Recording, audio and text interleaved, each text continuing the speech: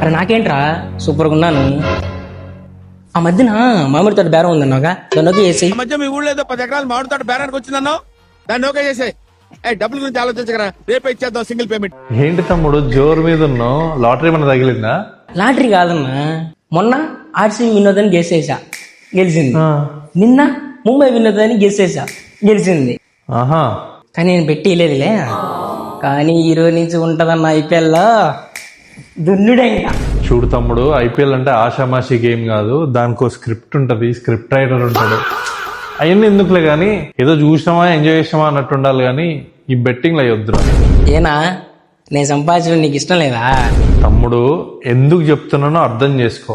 ఏంది నువ్వు నాకు చెప్పేదా? సంపాదించినాక నీకే తెలుసుకోలే. నా మైక్ ఖరాబ్ చేయొద్దు. నువ్వు గొక్క పెట్టి ఏడుస్తావు చూసుకో, నాకున్న అనుభవంతో చెప్తున్నా. చెప్పినావులే, నీకు ఒక దండం స్వామి. ఈ మధ్యన కుళ్ళు ఎక్కువైపోయినారు.